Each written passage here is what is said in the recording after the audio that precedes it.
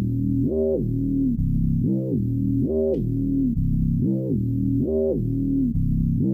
some candy? I have come here to chew bubblegum and kick ass.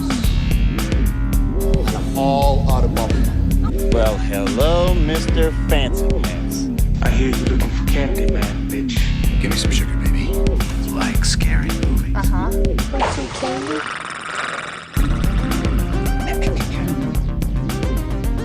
Hi-yo, candy killers. What is up?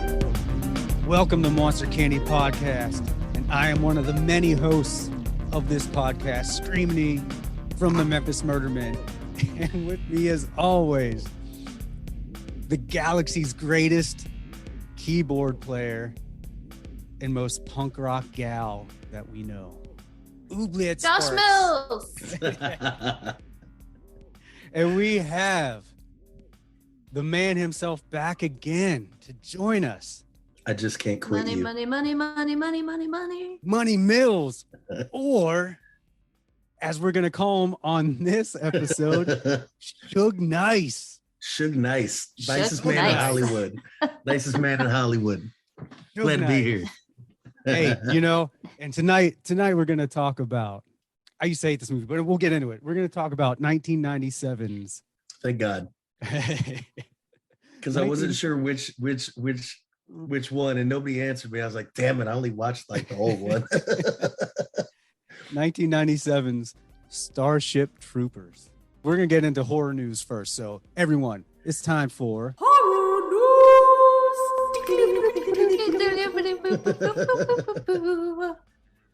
All right. Welcome to Horror News, everybody. We're going to talk about some shit. Oh, thanks. It's a great to be here. It is a great to be here. So the only thing I got, there's so much horror news of shit, and I could also talk about another episode of What Chap's Screaming His Ass, which is I love that horror has become like this huge thing. I love it, but It's been there. Yeah, but it's been way more like a cult thing. Now it's super saturated, which I kind of don't like, because then there's just shit everywhere all the time, which can be good because you get some gems, but also you just get stuff out there. So I disagree with you. Do you remember the days of the VHS stores where you would rent videos? Hell yes. Do you remember how big the horror section was compared to others? Yeah. Yeah, the video section's always been. Mm-hmm. Yeah. But the popularity of that section, Right. I think, is what he's talking about now. Yeah, Like it's just everywhere. Social media Yes, just but I blasts it feel all like- the time. I don't know. I feel like because streaming and it's so easy to watch stuff now that it just seems oversaturated. But I feel like there was always tons of shit.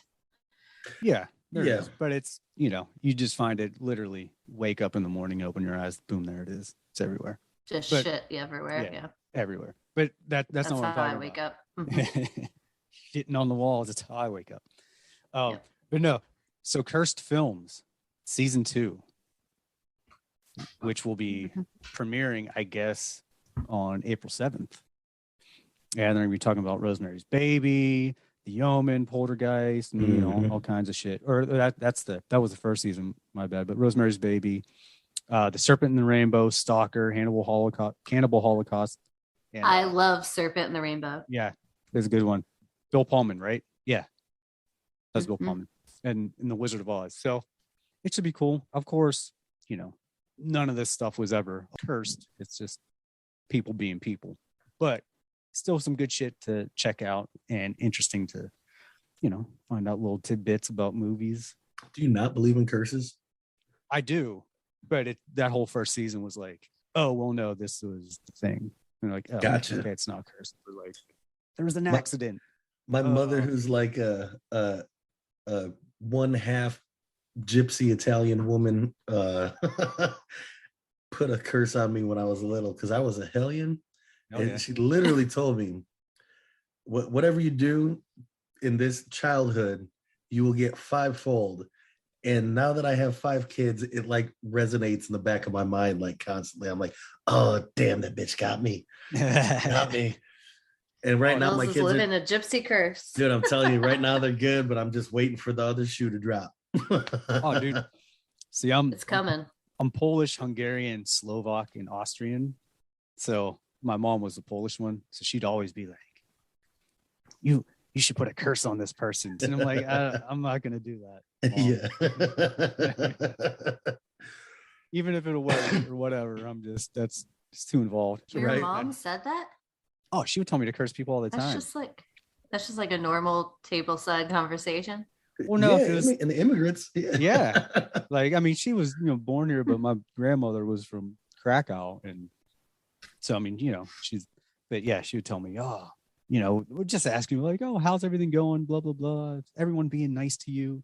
Well, if they're not, fucking do this. Put a curse on them. Like, everyone's fine, Mom. It's fine. No, I'm not cursing anybody.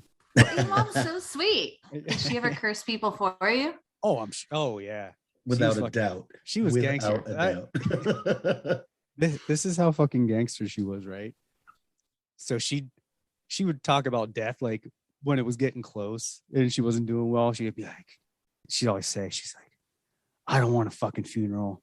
Just fucking put me in the oven.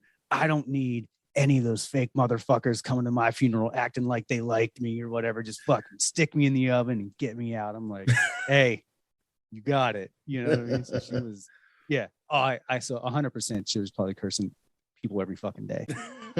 He was like, oh, is that a bridge? Let me burn it, Nice. Towards the end, yeah. So I was like, all right, moms, you go ahead and do your So shit. did she have a funeral or did you get cursed? No, straight from the Good. fucking hospital to the oven. I was like, hey, she did not want it. I respect that so much because people fucking do funerals all the time for people who don't want it, and it drives me up the wall. Yeah. She was They're like, I'm just gonna make the decision because they're dead now. We're gonna was have super- a crazy like funeral at a church, even though they weren't religious. And nope, fucking, super adamant. She was like, I don't want a viewing. I just want good. Like, I just want you kids to be there. If you want to be the fucking cremation thing, whatever, but just get me in there and fuck everyone else. I'm like, all right, rolling out. So yeah. But yeah, Cursed Films. Check it out. Nice. Streaming on Shudder. And E's mom did not curse these films that we know of. Yeah, maybe she did. Maybe she did. Who knows? I have like a little horror news. Ooh. I'm excited about it because I like the actress. I'm not necessarily excited about the series, but AMC is doing an adaptation of Anne Rice's Mayfair Witches, which is one of her long-running book series, and she cast Alexandria Daddario in it as the lead, and I really like her. Like, I think she's great in everything she does. She's like all the way back at Percy Jackson, all the way up. Right. He's been solid. Well, I know, but you were saying last time that you can't think of her as being sexy since you watched her as a child. I don't. It's creepy, but I mean, I think she's a good actress, and like even in crappy rock movies, I'm like, you're better than this. You know what I mean? I still think she's awesome. No, I think she's been great in everything she's done. And her and Kate Beckinsale are like my alternate reality wives. So yeah, Kate Beckinsale.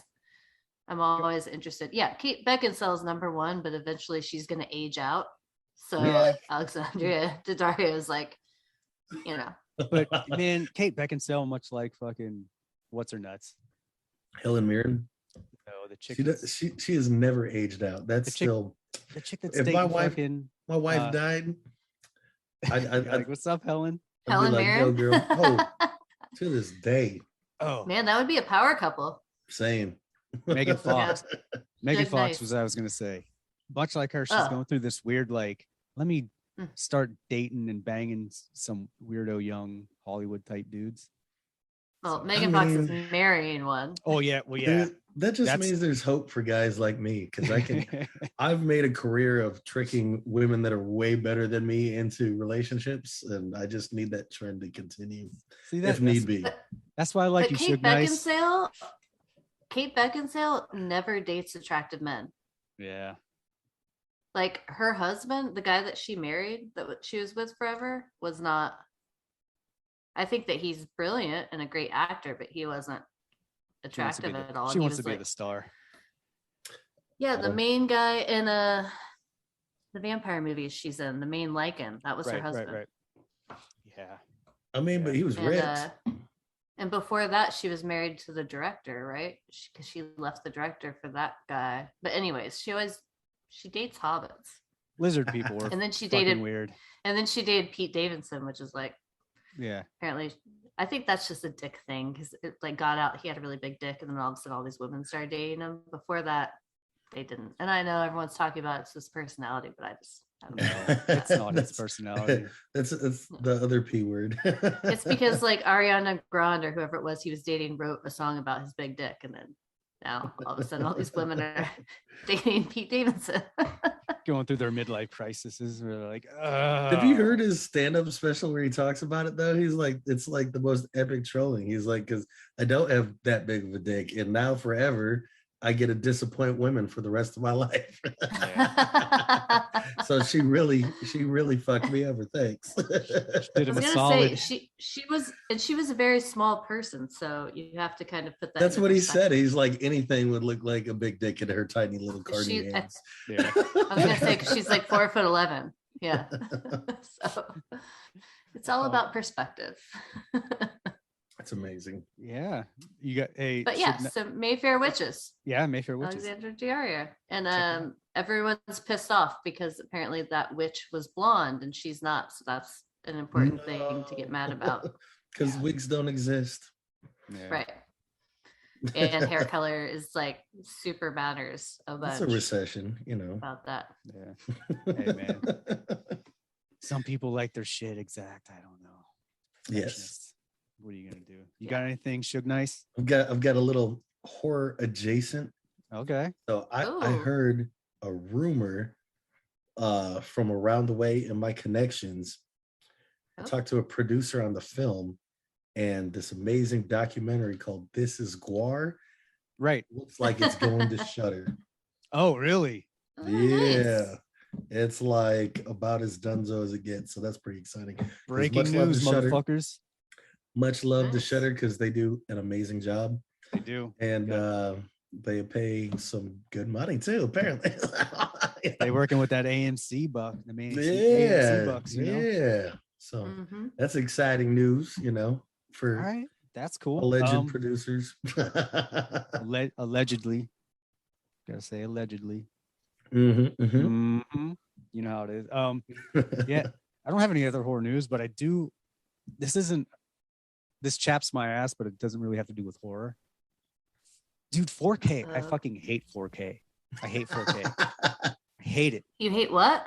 4K. Like if you buy a 4K TV, Yeah. Yeah. I fucking hate it. It looks like you're in a soundstage. Dude, I got it. Fake. But I got a new TV. And for whatever reason, I thought you could go in, because you can't go in and adjust adjust it to like 1080, on some of them. So I didn't even think about it. I just went and got a 4K because it had like the hookups and shit that I needed. So I was like, whatever. Didn't even think about it. Got home, moved my TV into my bedroom, put this one in the living room, the new one, hooked all this shit up. And then I was thinking, I realized like, oh, fuck. I wonder how my DVDs are going to look. Like, does it do automatic upscaling?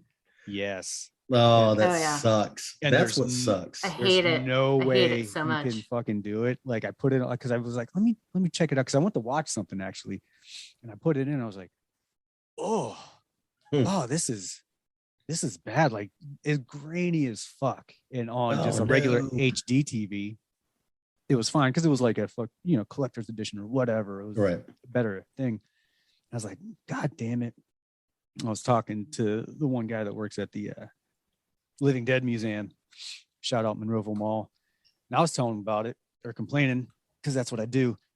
And he was like, well, maybe it has to do because, I was running RCA cables from the DVD player to the TV. He's like, well, maybe that's it. Maybe if you ran it through like your Blu-ray player because it HDMI, that'll make it look a little better. I'm like, tried that. Nope. And I was like, fuck, and tried to fuck around with the aspect ratios and everything. Nothing. And I'm like, dude, I am not going to rebuy all these fucking DVDs on Blu-ray just for this fucking TV, because I've already been through that whole fucking thing from VHS tapes, because I fought that as long as I fucking could. I'm like, fuck DVDs, blah, blah, I already have it. VHS is fine. And then it wasn't fine anymore. And I switched all that shit. I'm like, dude, I'm not buying Blu-rays or all this high definition. It's just everything's super fucking grainy. Like, I don't want to see pores in people's faces. I hate it. You know, it all looks fake to me too. Like, it looks like they're on the soundstage because they are. Yeah, like you see that, too much. That nothing looks realistic. You can turn off and have it just be flat, but sometimes you can't too. And it's like, dude, the fuck. Yeah. But also, you know, like the techniques for shooting 4K videos, like, has drastically changed also, because they've realized that, you know, it's not the same. So like early stuff that's shot in 4K, they really didn't get that. And you'd be watching TV like, damn, that's like a damn soundstage. This is really, it kind of takes you out of the experience. So if you have a good cinematographer, it's not like that, but it's not a guarantee right now because it's still fairly new, you know. And what's even scarier is the push towards 8K, you know. And I'm it's not scary because like new technology, it's scary because fuck, we haven't even really got adjusted to 4K, right, and caught up with that technology to where they've really made the best out of what we got. Because I think 4K is a phenomenal tool if used correctly. You know, like if you got like a huge screen TV, like you can do some really cool stuff. As far as perspective wise, you can do like some really far shots and still have it clear that looks cool. So I mean, we're not even making the most of that right now, and they're still like pushing that towards like crazy resolutions. I'm like, well, dude, it's all that making shit obsolete, so you just have to rebuy everything you fucking own. Well, it's like, you know? There's schools that are advancing the craft because they're fucking nerds, technology nerds, and that's a wonderful thing. But you don't want Hollywood to forget that they are fucking storytellers and creatives. You know what I mean? Right. Like, there is an intersection there that's fantastic, but like the story is the important thing. You know, you don't want the technology to distract you from the story. I agree. Like when we started getting CGI that was semi-passable, and then all of a sudden everything needed CGI. Nah, player, like you got excited and you're letting the technology distract from the story. Like tasteful CGI is good. Even now it's remarkable. Like, hey man, like it's about the story, not the technology. You know, I don't need this time to use that shit. Yeah, you know, unless you're doing a story about technology, like some weird. There's a time and place, basically. So hopefully that was like when Fury Road came out. It was so nice to just see effects and people, actual and practical effects. Yeah. Well, I mean, watching this movie back was kind of refreshing too, because like we're talking about a movie that came out in 97. And I was like, ooh, I haven't seen it since 97. And I was like, oh, how bad is this going to be? You know what? We will pick it up right there. So, guys, this was the end of Horror News.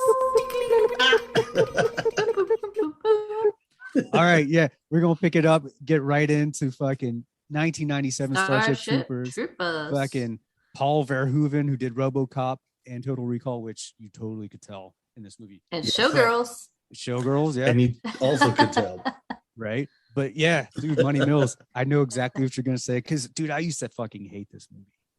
What, funny enough, so did I. Like, when it first came out, I was not a fan. I just never really gave it a chance. Like, I'd watch it, but I was never like, I never gave it an honest chance to sit down and actually watch it. It was always just like, it's so much fun. Oh, I know, but I never. I love it now. Yeah. But like, dude, watching it today, I watched it today because I wanted it fresh in my mind. Right. And also because I was kind of putting it off because like, I don't really like this movie. And I was like shocked at how good it was. And I was like, from effects to story to even kind of like the social commentary it was doing. A lot of I was like, wait a minute, why did these motherfuckers pick this? Like, why did y'all pick this movie? Like, now, It's just a good movie. But Yeah. and I was like, talking about this science fiction military movie, we need a Yeah. military man. Yes. We need fucking Money Mills back on this shit. And we got And it. that's what was tripping me the fuck out, is like the parallels in my actual military experience. Right? It was literally blowing my mind. I was like, what the fuck is going on here? Because when I first watched it, like in 97, I was in middle school or high school or some shit. I don't remember.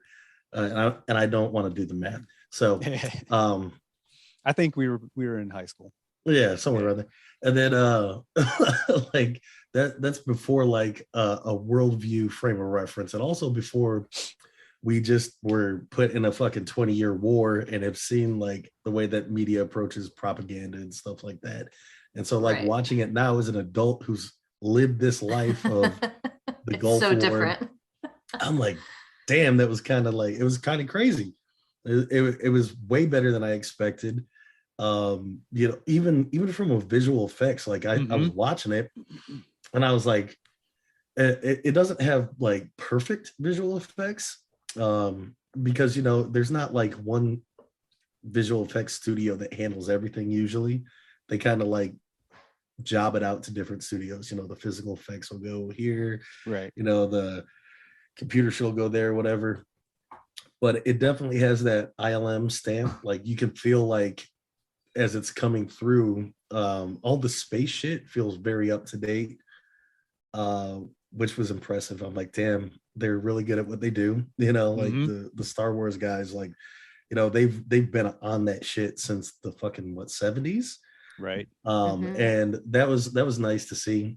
The physical effects guys, anytime that it was like an actual thing that has been built, like when you have like the slime dripping it, like the effects of the creatures were fantastic. The combination of practical effects with the CGI, and I felt the same way. Like back in the day, part of it had to do with it being like the bugs, because there was a bunch of other weird bug movies coming out, like the Vin Diesel movies weren't too far, like there was all kinds of shit coming out. I just wasn't interested too much. And I was like, oh, that kind of looks fucking whack, But rewatching it, and shout out to Holtzfeuer from Arnold Corps. He actually got rid of his DVD because he got Blu-rays and shit. Yeah. So he gave me that. And I was like, yeah, I'll take it. It's a science fiction movie. Like maybe I'll watch it and give it a chance. So I watched it and I'm like, damn, these effects really aren't that bad. They're actually pretty good. It was shocking for 97. No. From what I remembered, I'm like, oh, you know what? This is pretty good. And the practical effects they used with it was good. And let me give the storyline for in case anyone listening has not seen it, which I doubt that. But anyway, in the distant future, high school kids are encouraged to become citizens by joining the military. What they don't know is that they'll soon be engaged in a full-scale war against a planet of alien insects. The fight is on to ensure the safety of humanity, which is a much better fucking little storyline thing than the last movie you talked about. I do find that it's very dated in their description of high school kids. I'm like, dude, they're like my age. Right. Like 30. Yeah. No, Like, but I mean, that's like this is still the era where like they would That's cast movies. high school kids. And, well, I mean, they're like, I feel like they're starting to get a little bit more accurate in the ages, like now, Slightly. a little bit. But like this is like straight 902 Beverly Hills 90210. Oh, dude, it had everybody. Where in it. the dude looks like fucking 50 years old, and he's supposed to be playing a disgruntled teenager. Like, what's going on? Well, they were totally trying to go for Hitler Youth, like 100%. Oh, for sure. In this. Yeah. And like, I mean, they cast a dude named Casper. Yeah. Well, and well, it was supposed to be Mark Wahlberg. Was it? Mm-hmm. Yeah. Hilarious. That's who they wanted for it. But there's like an old Nazi propaganda video that they actually watched that they based their casting off of. Yep. And we're trying to find people that like encompass that look. Hate crime charge from Boston back in the day. So they're like, that's the one. Oh yeah. Yeah. No, yeah. That's not like a big jump. But it's funny. It's so like originally this movie wasn't going to be based off the book, but when they wrote started writing the screenplay, it had so many similarities. Someone brought it to their attention, so then they changed it to adapt to the book. But the book is actually required Marine Corps reading. Like it's one of their books. Marines don't read. I'm telling you. Apparently, like, in the training, they test you on that book, and they don't. This even movie is eat, cited. They don't read the back of the box of crayons that they eat. They just go by color. I've been told that the green is the best flavor, but But one of the cool things is like about this movie and the way they did things is it's credited on bringing face shields and a couple of different tactics to the military. Yeah. Well, yeah. I mean, Robert Heinlein was a pretty interesting. Which is weird that this movie would take anything from it. Yeah. Yeah. Like, okay, so because I was in the military, like as I'm watching this movie, it describes, people that are like bare basic infantry. Then you have like, pilots, and you have like, military intelligence type people. And they were nailing like exactly the interactions. I'm like, let me look this motherfucker up, because I do, Robert Heinlein had fucking written a lot of sci-fi, but you're right. He is Heinlein. He's super, however you say that shit. Heinlein. I just had to say it with a German accent. He graduated at 17, did like a year of college in Missouri, and then went straight to Annapolis Navy, fucking the top tier Navy shit, and did a bunch, like 5 years as a fucking officer in the Navy. So I'm like, okay, well, that makes a lot of sense why like it felt accurate in my actual military experience. I mean, there's a lot that's not accurate, but the general motivations behind the people and what they do and how they talk to each other and stuff was really on par, which is interesting. Like, yeah, especially since it's kind of a satire on everything. Oh yeah, dude, fucking Verhoeven's fucking thing, like, and I forgot that he did RoboCop. And RoboCop was all those so good. I'm watching. It's like he took RoboCop, like all the fucking propaganda shit and all the, everything's fucking commercial now and everything, all that, and just fucking cranked it up with up to 10 World War II 11. propaganda. Yep. But it's so good. It's so fucking good. And like, man, I don't know. There's a lot of shit to appreciate about this movie. Watching it back now, that I gave an honest chance to watch it. Even like what's his fuck's name? Even Neil Patrick Harris. Yeah, well, him too. But the even most Rico's evil character of the whole movie. Even Rico's motivation for joining, like, if you're paying attention, right? He's kind of fucking up in school. He's the jock. He's good looking. He's scoring like 35% on his math tests and shit. And his parents are talking him up to go to fucking Harvard, which is amazing. But like this dude's dumb as a box of rocks, but he's that type. Like and I'm not saying everybody who goes infantry is dumb as a box of rocks, but if he were to, if that character that they built up were to join, like that's the spot for him, Well, dude, his motivation for following the girl. Yeah, he's trying to get that tang, son. I was stationed with so many people who were following chicks somewhere, or like even me, like I enlisted kind of in a buddy program with a buddy of mine just to get the fuck out. Like that it really tracks with how people actually end up in those situations. Right. And dude, it was fun to watch them kind of add these little tidbits in it that like maybe you don't pick up on if you haven't like lived the experience, but like there was a lot of like genuine pieces of the puzzle going in there, Well, if anyone out there has not, even if anyone in here hasn't, check out the commentary, the director's commentary, because you have fucking I didn't do that. Yeah, you have Paul Verhoeven and Edward Newmere, whatever, the guy who wrote the screenplay, and on it, and they just go in and just watching it, dude, it's just like a fun kind of science fiction monster movie, on face value. But dude, there's so many layers, and they go into all this shit about him chasing the girl and how it's like this total look into fucking like a love triangle between fucking, what's her name, Carmen, and Rico and fucking Mm. Dizzy. First of all, dude, can we talk about? Dude, Dizzy is so hot. Dude, I love how they had the Why? schlumpy chick be a hot chick. Like that's I also had age appropriate. That's 1997 Dude. appropriate. well because it's like they were all kind of on like fucking Melrose Place and Yeah. fucking making well, you know, there's that whole too. But dude, I had the biggest crush on Dina Meyer when I was young. I used to think she was so fucking. I mean, she's still fucking hot. I mean, they're all bodied up. Like Denise Richards, Yes. bodied the fuck up. dude. Yeah, but You she's know? tainted with that tiger blood. I can't. Oh well, dude. All I can think of is understand.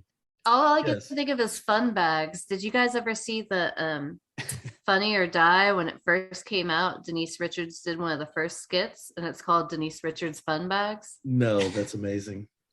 Okay, you guys both better watch it tonight because I it is will. hilarious. all I'm I down could, for any It's- Denise Richards fun. It's her bags, playing right? herself, and it's so fucking funny. But It's really funny. all I could think of is like, man, Denise Richards went from fucking this totally loyal ride or die girlfriend in Tammy and the T-Rex.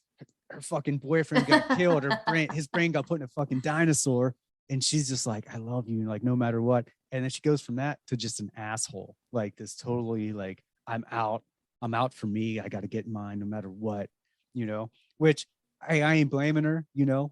But it's just like I don't even think she was that big of an asshole. She was Oh. dating like the Oh, dumbass, she's the worst in dumbass this jock. movie. She's dating She's the such dumbass a jock. bitch. and she's like, Yep. I'm not gonna tell you, but he just wants it. I'm like, try to be nice and tell him, just try it on. That's a great line. Just try it on, right. Yeah. Or not. Dude, that or when they're playing football and he's like in the thing and she's over just like flirting with the other dude Yeah. that was on fucking Melrose Place, Yep, you know, yep, and I'm just yep. like, you or when she's like, hey, you know, join the whole dance scene where she's like, join the military. She and just she's like, sucks. yep, she's like, my dad's not gonna be home. You know, join the military Right. and you get this fucking pussy. You know, just like, or when he's like, I love you, and she's just like, Right?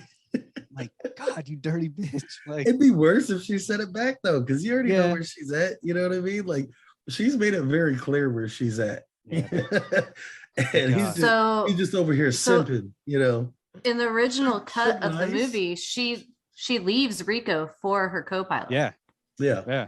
She and kissed. and she's- test audiences hated her Mhm. so much, and then they hated that so bad Yeah. that they fucking redid it because they were like, they they were just so mad about it. in Yeah, that commentary that would have been more real life though. on the director's commentary, they go into Yeah. that and talk about all this shit where like people hated her, even with all Yeah. the shit cut out. They just did not like. They're like, and it wasn't just like in America where like, oh, the guy's supposed to get the girl. They're like in every fucking country they went to. Because she Like, sucks, Yeah, dude. the shit she would do, people would like boo in the audience because they were just like, that's fucked up. Like you're such a But that fucking guy doesn't get that girl. I mean, that's She real was life. she was supposed to be smart, but then like some of the shit she'd do was so fucking dumb that it just Right. it was one of those characters that you just wanted to be like, why? Like why are people fighting for this one and Dizzy's awesome? Dizzy was, dude, hell yeah. Yeah. I was like, God damn, just remembering in high school, I'm just like, dude, I'm back in high In school. high watching school, Melrose all I Place. remember was Dizzy the was fucking hot. co-ed shower scene. That's Oh, all yeah. I remember. Yep. And I'm not talking about because I saw boobies for the first time. I was like, that is wild. They're just gonna shower together, like, because they were just like talking like it was fucking nothing. Well, there was a bunch But- of commentary on that too. That I the know, but, director like, and- here- and people that's the involved thing were is, like, like- "It's America is so fucking weird that people Yeah. remember that and the Well- nudity, but yet you can shoot somebody straight in their fucking eye socket and nobody But even also cares. in the But military, if a man and woman are showering, it's like, oh, in the military, you get to a level of closeness, and I'm not acting like like it would be on that par of just like that casual, but you get to a level of closeness that you do like weird things, like when she sends him that video on a little disc, he's sitting there in his bunk watching, and Gary Busey's teeth come behind him, and which Jake Busey. is his son, which is awesome. He's comes actually behind him. super good in this. Oh, so great. Yeah. And is basically watching. Oh, and they have a running commentary going, like everybody does, of this really private, intimate moment. but that's like real life in the military. Like there's Oh, yeah. nothing that's private like it should be. So like all of that shit like actually works like that. So even like the shower scene where that's not like American military, it's not like a big stretch for how like military life ends up being. You just kind of get gross together and you get used to it. Courtney? Well, not all people. But for me, like I appreciate it because I have always hated the whole like man woman taboo thing. You know, well, okay, I'm sure that you dated someone or have friends that are like would think it would be weird if you like flew somewhere with someone of the opposite sex that you were friends with or whatever. Yeah. You know, and I don't know if it's because through kind of my developmental teenage years, I was in a band with, you know, 4 guys. But I never thought that was weird. So even now, you know, I'm married, but I have friends that I'll go like, you know, Charlie, like I'll fly out, we'll go to fucking Disney and stay in the same hotel room. It's not weird. I mean, I'm not getting naked in front of him per se, but no crap. you know what I mean? But I mean, I'm sure he's been in the hotel room while I've changed, you know, whatever. But it's funny, and the United States definitely has this sort of taboo. And like I've had plenty of European friends that like do not give a fuck about that. Like one of my friends, when in my 20s, was French, and the first day I met her, she just got completely naked in front of me, changing clothes to go out, like no big deal. And I remember thinking like, oh shit, this is super weird, and immediately maybe thought she swung both ways, or maybe we're so puritanical still. We definitely got that Puritan shit. So, which I mean, goddamn, you know, barely 300 years old. Like, you know, that's gonna happen. It's just, I know, it's just funny because it is funny because kind of reading about that scene and how test audiences responded to that, and we're just like, it's legitimately the one thing that I clearly remembered about this movie, and I was like, that's so wild. Because it wasn't like a big, hot, sexy scene. I mean, I'd seen Showgirls and all that kind of, I don't know if that was out yet, but it wasn't like that was the first time I saw boobs. But I do remember that was the first time that people were just like showering in a shower and not giving a fuck. And I was like, what is happening? That's a thing that people can do. Now it's like the least interesting part of the movie to me. I'm like, oh yeah, you know, like whatever. That's part of like the whole, like the many layers of this movie. How well it's crafted, you know, that it's just like that was part of the whole militarization of the society and every, you know, the weird utopian.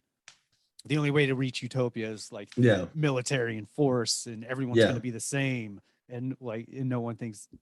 Yeah, and there's no other thought about it. It's just like, a soldier is a soldier. Yeah. Mm-hmm. Which is, and it's a tool. It's not anything else.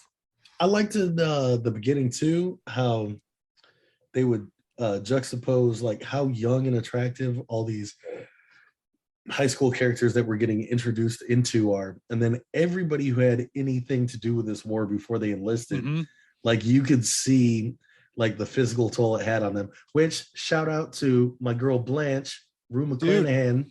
I never knew that was her. That's the biology teacher's eyes are all rotted and fucked. Because there was some other fucking actress that I always thought that was, because they look similar. Yeah. But and then they said, oh, it's fucking, you know, I saw her name on it. I'm like, what? Wait, that was fucking Blanche. And then when I go back and rewind, I'm like, son of a bitch, that was Blanche. Dude, and like in my weird travels for my previous job, I randomly ran upon Rue McClanahan's hometown, and I was at like a steakhouse, and they had a mural, a Rue McClanahan mural, awesome. And apparently a Chuck Norris was from like in the same county too. So they had Rue McClanahan kicking it with Chuck Norris on like a train. It was in Oklahoma somewhere. I was like, man, this shit is wild. Dude, that's so awesome. Yeah, but shout out to my girl Rue, you know. Right? Dude, and exactly what you were saying, because it's funny when he goes to the processing clerk. Everybody fucked up. You know what I mean? His teacher, the clerk, you know. Right? Yeah, And he's anybody like- who had anything to do with it, you know, and that's what fucking Verhoeven did so good with this with a movie, smile, just feeding Right? these kids to the meat grinder. to fucking you know? show like, Mhm. oh, everything's great in the Yeah. beginning, but man, this shit sure turns south real quick, you know. And everyone, I'm doing this, I'm doing that, and he's like, oh, that's great. And fucking Rico gets up, he's like, infantry, huh? Oh yeah, that was me. He fucking shakes his hand. As the Yeah, little made me fucking the hand- man that I am, and then you Yeah, see the missing lack of legs legs and shit. Like, I bet it did, motherfucker. Like, holy shit. But again, that's a fucking reality. It is a reality. You know what I mean? Yep. So Clancy Brown, Oh, so good. So good, man. Like, he's one of those like character actors that like it's easy not to remember his name, but he delivers so many just great performances that it's like, man, like I really wish like they would give out, you know, because Oscars and shit's going on, you know. I think Right. the character actors that really add the color to so many movies and don't get that respect, like that's what I would love to see, is like not necessarily your stars. Like that's why nobody cares about the Oscars, because the categories that they give shit for, like, okay, cool, whatever. You know, One I of the- can't go down the Oscar list and find some shit that I wouldn't have known about that I should have seen that I didn't. Right. Very rare. Maybe in the foreign entries I'll catch some, but like 90% of the shit that they go down the list, it's like the stuff that you expect, and there's no hidden gems hardly anymore. And dude, it's one of the a little things sad. I really appreciated about how smart this movie was how like the absurdness, first of all, just the complete absurdness and Mm. propaganda, all that, and how reflective it is of even back then, you know, like Yeah. the fucking Iraq war and all that shit. But Sure, but more now. dude, more the death tracker, Yeah. Yeah. you know, all that. I'm like, dude, Yep. that's, you know, I can tell you the series of events that made me look up the author's history. It was I was like, hold on, this shit's hitting too close to home. So I'm watching it, and you have that little, you know, infantry makes me the man that I am, blah blah blah. And then Rico's he's like he gets made squad leader or whatever, and they're going through a training, whatever, and he makes a mistake, right? Because the guy's helmet off, because it's all fucking up. Dude gets his brain blown out. That's not necessarily his fault, but he's a squad leader, and they're definitely coming down on him for it. That's Right. also accurate. Old girl who shot dude up, washed out. That's pretty accurate. And then they're like, hey, you know, like, why'd you do this? Why'd you tell him to take his helmet off? First of all, that shit was all fucked up. right. Well, you know, I was trying to get all my people right because I was trying to win. Oh, cool. That's great, but you're still going to take this corporal punishment Yeah. that is so brutal that you're like, there's no way that this is still accurate. Okay, well, I served from 01 to 05, and I've seen a dude get put on bread and water. You know what I mean? Yeah. In the modern military, they'll still do that shit. I mean, it's not as much as like whipping a dude, but I was thinking to myself as they were doing that, I'm like, okay, people who aren't in the military are probably going to be like, oh, they wouldn't really do that. And if you're in the military, you're like, oh, they totally do some shit like that. Yeah. And then he's like, accurate. you know, fuck this shit. I'm going to leave. And then you see like, he's talking to his parents. Hey, can I come home? And they're like, yeah. And you see the shit start getting dark, and they already forecasted it with a meteor that whipped past old girl. And they blew up Buenos Aires. That's where they're from, which they speak perfect English. Yeah, right. South Fantastic. America. Thank I mean, you for that- coming into the real world, Buenos Aires. I appreciate that. that's where all the Nazis went. Oh shit. It is. That's Yeah. right. That is right. Yeah. So they're all And then they super blow white. up and the absurd. Where Hitler and Elvis are Elvis. hanging out. Yeah. And they blow up his hometown, Good call. and you know, all of a sudden he's like, nah, I can't leave. You know, they attacked me personally. And I'm like, this is just like fucking 9/11, because Mm-hmm. I enlisted in May of 2001, and 9/11 was September of 2001. So when I joined, like nobody was thinking about war. Nobody was thinking about that type of stuff. Like I was thinking about all the other things that enlisting was going to do. And that was like everybody that I talked to. Yeah, your future.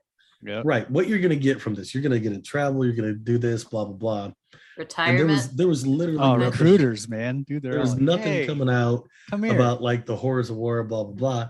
And I remember when the two towers hit because I was in training school in Pensacola, and because I'm the type of human being that I am, I enlisted when I was 17, and I cheated my way into college. I cheated my way into the military, kind of whatever. But I had a fake. My military ID was a fake ID. Like it was a real ID, but I knew how to like forge Right. my age so I could drink. Very simple process. Put down a towel on an ironing board, put your ID on it, fold the towel over, and you iron it until it gets hot and it'll pop open. And then you use a little razor blade and you cut out one of the numbers for your weight and you replace it with the number for your birth year. Right. Bam. Now I'm 25. And then you put it back, fold it back over, iron it again, and fake ID. There you So go. I was walking around with a fucking fake ID in my pocket, and these two towers fucking went down. And now all of a sudden, like, I mean, I can tell you, I didn't have a emotional or mental response. It was just shock. I was like, I don't even know what the fuck's going on. Well, dude, I was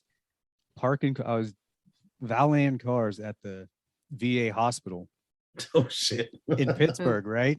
Mm. So like, you know, and I was there 6 a.m. or like 5:45. We started doing all this shit, you know. Dude, that first of all, that job, just valeting cars was a trip, but dude, valeting at the fucking VA. Yeah. Oh, God bless you, Oubliette. Thanks. Curse you. Dude, Whichever way it works, you don't know. We'll you find get out. these like at that time, dude. I hated old people. Fucking hated them because that job would make you hate old people because you'd get these old fucking vets missing legs and just Yeah. mad at the world. Yeah. They took my legs. They took my fucking legs. And Right. that's the first thing you get at 6 Yeah. o'clock in the morning. When I'm like, hey, sir, we gotta park your car. So parking cars, and my fucking manager at the time, he was from New York City. You know, this fucking big fat Irish New Yorker.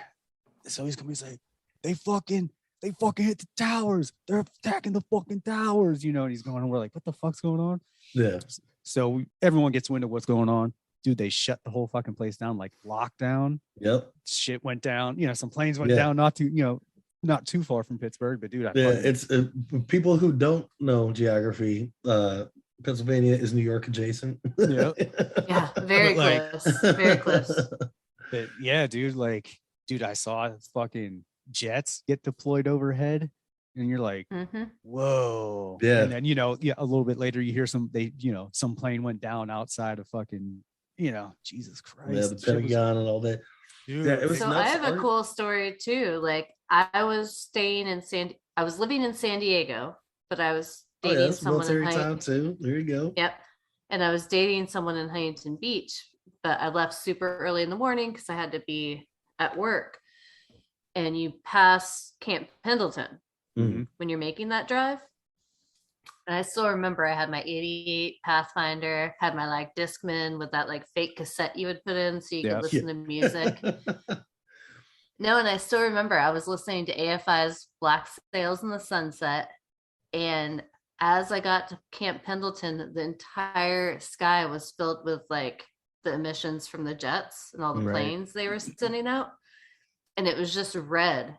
But I saw like there was just fucking movement everywhere. And I had never seen that because I made that drive all the time. And usually there's not shit going on. Right. And I was like, what the fuck? Like it was striking enough to where I remember I pulled over. Mhm. And shit like was the road shit got was gnarly. the road was rumbling because of all these planes taking off. And I was like, well, maybe they're just testing whatever. But I saw other cars pulling over on the side of the road and people on their phones. And like, it was Yeah. just weird. So I turned the music off and I put it on the radio and immediately heard. And I was living with a girl from Connecticut and her sister worked in one of the towers and my phone started ringing and she was like, I can't get a hold of Jill, just like crying. And I'm like, Shit. what the fuck just happened? But it was so weird. I ended up getting fired from my job because I called in because I wanted to console my roommate, which was awesome of them. But the weirdest part now is living in upstate New York, and so many people after that happened moved Yep. here. because they wanted to get out of the city, and hearing their stories. Like one of the women I work for has a video that she took from like her balcony of like planes and like fucking explosions and people freaking out, and like her husband was in the subway and got trapped in the subway. But it was like when September 11th hits here, it's so weird. Like hearing about what people went through. Like I couldn't fucking imagine. Like living in all. Texas, It's just terrifying. So remote that like even when I talk to people like in the correct age group, it's a very different responsive feeling for people that weren't like close to some of those epicenters or like in some kind of like law enforcement or military, something that has you kind of geared up. But like for the people that were anywhere adjacent or had family or something that was like, it was a huge thing. And so like in that movie where you see like that shift in his personality, he goes from doing it for the girl to like there's a part where the news like, reporters no, I'm doing this. The news reporters there after he gets in there, and they're talking about, well, you know, maybe it's happening because human beings intruded in their area first, and this is just a response. And like there's three of them that talk about it. I can't which was accurate. Right. And which I also love too, because like they give you like little tidbits of like the other side, but they also show you that you're stuck in that media, that propaganda wheel. You know what I mean? Oh yeah. So like as these guys are as our heroes are passing them, they each get a little quip, and Rico's was like, I'm from Buenos Aires, kill them all. You know what I mean? You know, like now it's personal. Now that's the thing. And like even the way that he talks about like his position in kind of that machine, you know, like he's accepted that now he's a cog in this instrument of destruction. And if you've talked to any like grunts, like infantry guys that have gone through the actual paces, man, they talk very similar to that. Like even like when we talk about our two experiences, because I was in the Navy, I was in a ship in the middle of the ocean. I was in no more danger in war than I was not in war. Right. But they also pick what information to feed you. Exactly. My brother was in a sub when the pandemic hit, and all of a sudden they stopped getting the newspaper every day, and they weren't allowed to watch TV. They didn't fucking tell him why. Well, and he has two children, and so he knew something happened, because they stopped giving you the paper. You can't watch TV. All of a sudden you can't send emails to your loved ones. And so he had 3 more weeks not knowing what the fuck was going on. He told me he honestly thought we got bombed. Yeah. And he was just like waiting to see what happened when he got home. And then he gets home and they fucking like come on the sub, start handing them masks and like telling them what went on. And they're just like, what's crazy to me, because like, and they're like, wait, what? We thought we thought I work on a ship right now. It's blown up. Quarantine. You're already quarantined. Like, what are we doing here?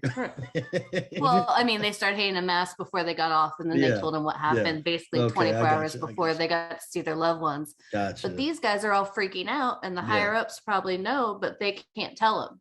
No, so all that's they know exactly is that they took away them talking to their family, they took away them reading the newspaper, it took away them watching TV.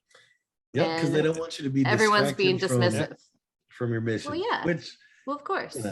Or freaking out and going stir crazy in a fucking submarine. Yeah. That's another thing that was so crazy about how just eerily reflective of today's times this movie was, totally. With all the propaganda, especially the media being like, like an arm of the state. Like, we're gonna feed you this one thing, this one narrative to get you, to like pick a side. You're gonna pick a side. This is our. That's why, like on a rewatch, like going through like this past decade, well, it's been 20 years since 9/11, so this past 20 years or more, and then rewatching it since this movie came out, it's like scary how good of a job they did, like explaining how the shit works. And then like they did it in 97, and then just a few later you get to watch it in real time, like so many of the plays from the playbook.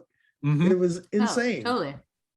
I mean, go back and watch Running Man now. Any of those Yeah. Right. movies. I mean, a lot of this guy's movies, Total Recall, RoboCop. Watch those again now, Mhm. and all the shit you thought was super cheesy, especially the commercials on TV. Yeah. Mirror Crazy. the shit It's that's on crazy. TV right now. Which you'd be like, there's no way, like when you watch it, there's no way we'd fall for that shit. And then you're like, But we've become a parody of real ourselves. awkward. That's It the feels fucking that crazy way, right? shit. It feels that With way. It's social crazy. media and the way the news is, totally. It's Yeah. like all a fucking joke all the time. Yep. Media. They just give you whatever they want you to hear. Fucking media has just sensationalized everything Yeah. and commercially, everything's fucking sensationalized, and we're living Starship Troopers and fucking RoboCop. Like we're living it, it's fucking nuts, dude.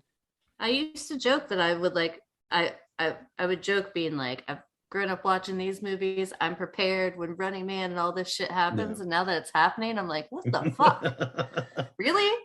Yeah. Are we this fucking dumb? Are we this dumb? We've always been that dumb. We have though, more information at our, I know, but we have so much information at our fingertips. Too much. But that's Right. that's the That's problem. what's is amazing. It's led to our demise, and it's so easy to get information out that you can make up any kind of bullshit you want, and 10 million people see it that day. You gotta be It's first. amazing not how right. effective the oversaturation of information is at shutting down actual like thought and learning. Facts. Because there's just so many options and so many whatevers, and that you would think that with the you used to have to buy the Encyclopedia Britannica in 1 million volumes, but with it at your fingertips, where you can look up anything. Like my children all the time ask me, they're like, "Dad, what's this about?" Like I could tell you, but Google it. You can literally look it up right now. Like it's so amazing. Like you should learn to not just trust what one human being tells you. And I'm like, don't just look it up from one source. I try to like get them to be like objective and fucking dig a little Dude, deeper.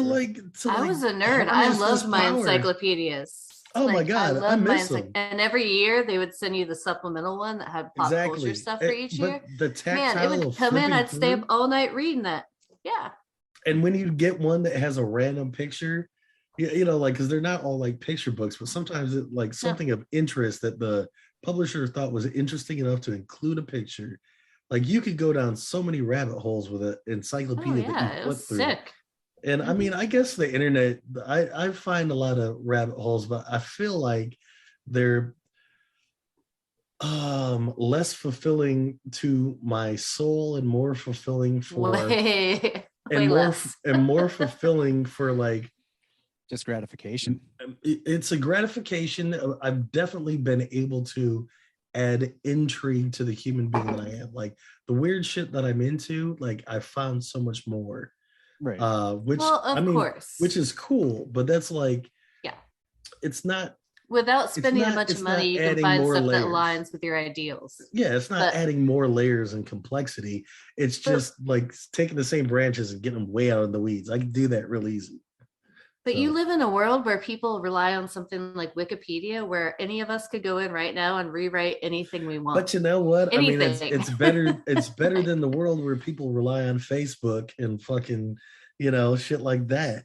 Yeah. Which I don't know, man. It's all the fucking same at this point. I wish they would be Wikipedia warriors compared to the other shit that they do. I'm like, God damn. No, but that's it. They are Wikipedia warriors. People go in there and they just change it to whatever the fuck they want. And then kids go in there and read that. And it's like, it's crazy. It's so dumb. Some of the other things that this movie did so good. First of all, the quotes, like the one Rico gave, and then fucking Jake Busey doing, what he said, shoot you a want to nuke live down forever? shoot a nuke down a bug hole.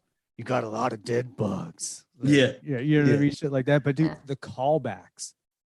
Yes. That this movie constantly did. Like it started off first the running gag with the medic, which was hilarious. Which was throughout great. the whole fucking movie. And then the callbacks. So you have the first dance scene where that the dance, are you gonna go to the dance tonight? And blah blah blah. And you go, hey, do you love me? Or I love you and all that shit. Fast forward to where they land on the planet, do the fucking thing. They have the party, and Dizzy's like, hey, you going to the dance tonight? and then that whole scenario plays out, but now Rico's on Carmen's end where she's like, I love you, and he just smiles at her and kisses her. Just shit like that, like throughout the whole fucking movie. And then Solid. what's his name? Neil Patrick Harris's character. Neil Patrick Harris. Was solid. Did you watch the I love the him commentary so much. oubliette? Did you listen to it? I didn't. Commentary? Oh, they go like I said in the beginning. Neil Patrick Harris's character was the most evil one out of the whole thing because they show how like he starts off as this like but how he was always kind of manipulating and manipulative, and like Yeah. trying to like kiss some people's girls or like breaking into a situation that he wasn't a part of. You know, and what's amazing is like when, like I was saying, like the way that they blocked out the characters for the different positions in the military, like from like a grunt personality to like, you know, like your first sergeants or like the people, platoon leaders or whatever, to like pilots, to like military intelligence guys kind of like pulling the string. Like all of that was very apropos. And like his coldness of like knowing that he's like sending his friends and basically to die and being okay with that, because like, but that's like how it really works. Like that's really like the way that they think and the moves that they make. You know, the wars that we fight are like the people that are doing the actual dirt are never the people that are okay with the sacrifice that have to be made. You know, they've signed up for whatever cause. Like me too. Like I understood that like I was giving up my and like I'm not the type of person that you would think would join the military. Like I grew up as a skateboarder, anarchist, fucking punk rock. That was all my shit. Problem with authority, all that kind of stuff. But I also recognized that as coming as a minority that was socioeconomically poor and in a hellhole that is nothing but quicksand in Michigan, like I had to find a way out and I had to find a way to like succeed and get better. And if I was going to do that, I had to like tackle that problem with authority. So why not do it head on? But dude, like I was not a good military person. I was a fantastic sailor, but not a good military person. Meaning I was fucking way too wild. But when you encounter the people that make those decisions, dude, they have that coldness, and like you said, lizards, dude, they're fucking lizard people. Almost the most evil. Like it's because nobody even has an understanding of the role that we play in that thing. So if you go back to 9/11 and the war that we fought over that, we weren't even attacking the people that did shit to us. Right. Dude, just fucking. None of us knew that. Like all the guys in my position around that, we're just trying to do our fucking best. You know what I mean? It's the people that point us in the directions that are willing to make these sacrifices for whatever gains that, like you said, that's like why you feel like it. He even has a change of the look in his eye, which, you know, I'm a big Neil Patrick Harris fan. Mm-hmm. But I think it was a fun bit of acting, like before he got his proper due. I don't even think he to this day gets his proper due, because like he plays a lot of varied parts like really well. Like he can play like the dude bro. Barney was so good. The greatest dude bro. He can play like you believe him when he does like Doogie Howser type shit. Like it was funny in the beginning. You're like, oh, I feel a little Doogie in there, and he went so far off the rails with it. I was like, that's a real nice transitionary performance for him.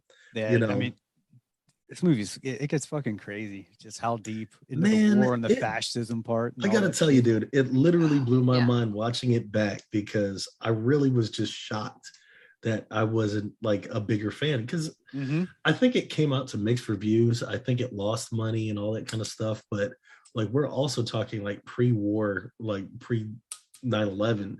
So I think if they would have made that same movie today and put it out, I think it would be a pretty fucking big hit. Yeah, but they'd fuck it up because they'd make it too heavy-handed. No, but I mean, if it just came out basically, like if they basically made this movie today, I think it would be a pretty big hit. Yeah, dude. I think the biggest part that turned me off back in the day was I was not a fan of just the design of the bugs. Yeah, I was Like I was just Yeah, these bugs they look were fucking whack. stupid. They were You know what whack. I mean? And I still agree. They look like Yeah. stink bugs. yeah. Have you ever squashed a stink Mhm. bug? That's what they look Oh like. yeah. Yeah. Yeah.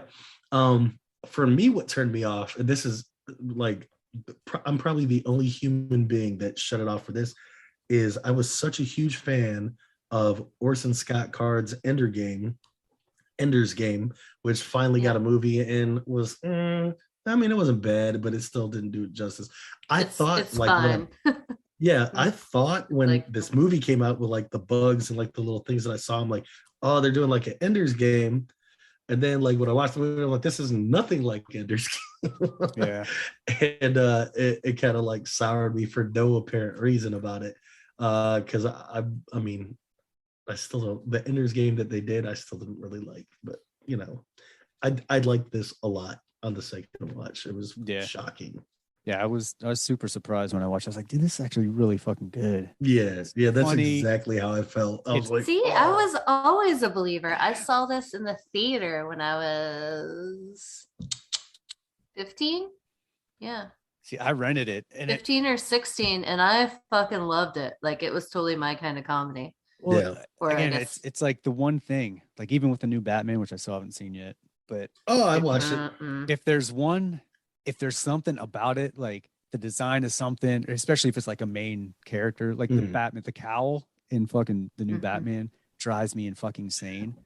And I'm like, yeah, it looks like a fucking big ass light bulb. You know what I mean? It's just real bulbous. And that shit ruins it for me because I have to look at it and I'm like, dude, and I can't get it out of I like obsess about how shitty it looks. So it fucking ruins it for me. So the bugs like just made me hate it. And then the whole kind of RoboCop fucking ridiculousness, fucking propaganda, you know, absurd aspect of it. Like I couldn't even focus on that because I was like, dude, I fucking hate these bugs. Fuck this movie was my whole fucking thing, you know? Yeah, man. I don't know, man. This movie, it's just real. Like, see, this is one of the fucking movies where I always complain about especially in horror or just in general. But they're like the projection they put on it. This movie was about this, even though the fucking director would be like, well, no, it wasn't. Yeah. And then they just create this whole fucking, you know, this thing about the movie. And you're like, well, no, that's fucking wrong. But it doesn't even matter at that point because the genie's out of the bottle. So it's like, well, no matter what. But this movie, as fucking ridiculous as it is actually like really deep and has a lot to say. Insanely, which about war, fascism, relationships, like just personalities in general. Which is nuts because like my memory of it was like really kind of like just wrong. It was like I was like, I thought it was kind of like cheesy fluff and blah blah blah. And I don't remember liking this movie. And I watched it, I was like, wow, this is like really fucking good. Yep. Oh, it's great. Yeah. It's like Idiocracy. Oh, that's one of my favorite fucking movies. Yeah, that's awesome. But with guns and giant brain bugs. Well, I mean, even if you look at like, okay, so this is a 97, but this is also an example of a movie who didn't try to cram everything into one film.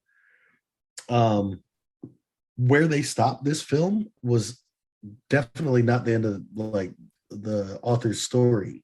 Right. You know what I mean? Like there's more in the source material.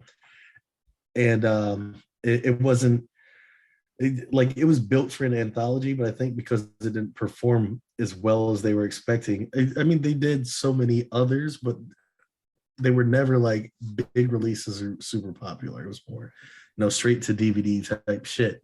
Not written as well as this one for sure. Right.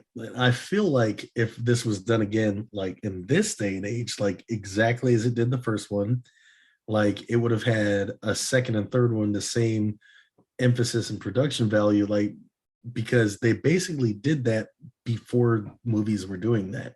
Right. Typically they would take a novel that's 1,000 pages and try to condense it into an hour and a half. This movie was almost 2 hours. I mean, it was a longer runtime, and it wasn't the end of the story at all. Like they didn't do that with movies back then. Yeah, and that was the one thing. Like, it is a little longer than I typically like. Yeah, and the setup for it, because it's like there's the first act, and then there's the second act, which is the war and all the fighting. But the first act it's a long fucking setup. It is, but I mean, But you it makes kinda need it. sense. Yeah, you need it for the second half to make sense. And I don't know. Because that's the thing too, is like, because if you're paying attention to the characters, like the movement of the characters, Mhm. you know what I mean?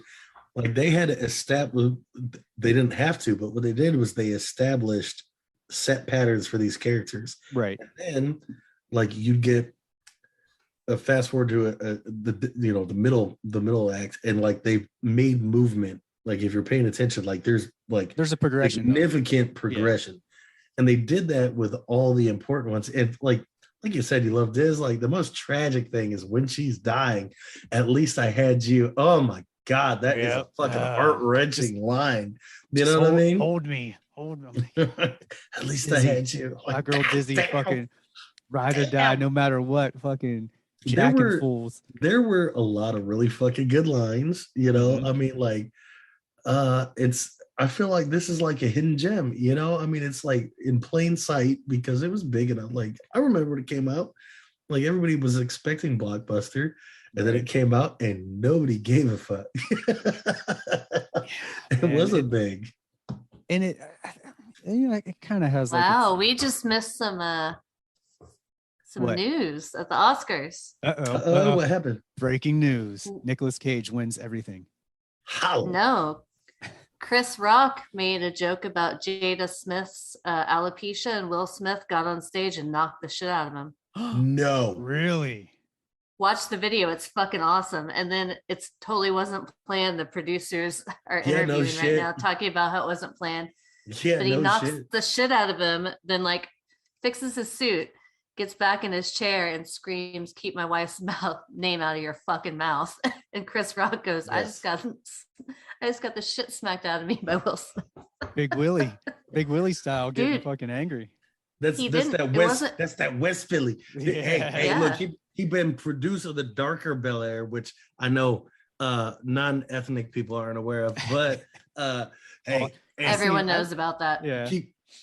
but Everyone do they? knows But about do that. they? Yeah, Do they? yeah, it's been Do they? everywhere. Yeah, Dude. He's had because a they're rough, sad that Black people are being serious and not funny now. he's had a rough life. He's had a rough go of it. They don't Like want the they last- don't want it to be real. They want it Well, to just be funny. The last Yes, 2 and years. Bel Air. fucking I Will feel Smith like- has had. I been don't getting- have an ounce of sympathy for Will Smith because hear me out. I feel like he's evolved enough as a human being that he has 0 ounces of sympathy for himself. Like the average human being, I'd be real troubled for. I think Will is one of those special people that's in a good place, but keep his wife's name out your mouth. Yeah, well, That's I all just I'm saying. mean, dude, he's Well, you know. it was open hand. He didn't punch him. He slapped Yeah. him. I mean, he Like did a that reporter who bitch. tried to kiss him like that. Like that's his Yeah. move. He's But I mean, come on. Oh my man. God. He's- Just watch. Oh, that's amazing. I love that man so much. Like, well, I've always been a big Will Smith fan. Now I'm even oh no. And then watch. Dang. Then all of a sudden it like goes back to him, and he's literally like, "Keep my wife's name out of your fucking mouth." And Chris Rock just doesn't know what to do. Look it up. oh my God. I love that man. I don't know. Oh shit. Oh, I'm he got jiggy with it.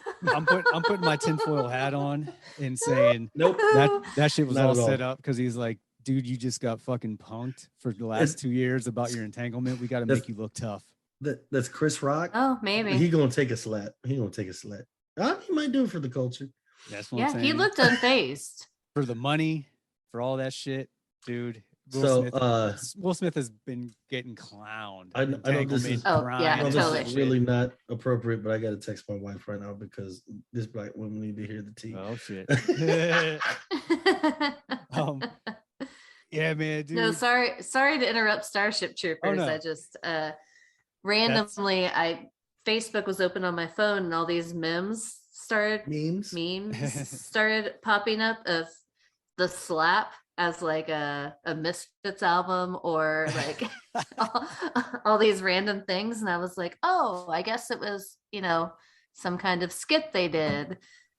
and then Rolling Stone's article about it just popped up that it's just titled "What the fuck just happened with Will Smith and Chris Rock," and I was like, "Oh, That's pretty awesome. Even if it Oh is yeah, wait, she straight already, up, she, it's she still already fucking knew. good. She already knew. Sorry, Yeah. I forgot.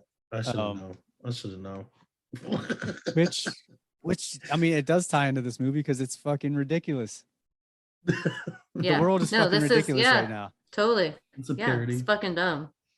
I'm And sure. they'll honestly, like, I'm it's sure they'll. Chris Rock. He's supposed to be making jokes. Yeah, and I'm sure fucking Putin will be blamed. It's Russia's fault. Chris Rock made that joke, and Will Smith had to get And up you know slap him what? motherfucker. I've got alopecia. And if Chris Rock made a mean- joke about it and I was a nominee for an Oscar, I'd be like, cool, he's talking about me. And also making a bunch of fucking women or men that have alopecia that are scared to talk about it, a aware deep cut. that That's a someone deep they cut, look though. up to has it. You know what, the last movie that I can remember that He was Chris bringing Rock did? awareness. The last movie, but okay, this ties in. The last movie I can remember Chris Rock did, I might be wrong, but the last one I remember, he Friday. did Good Hair. Talking Yeah. about black women's hair. Well, he Like, was in that legit.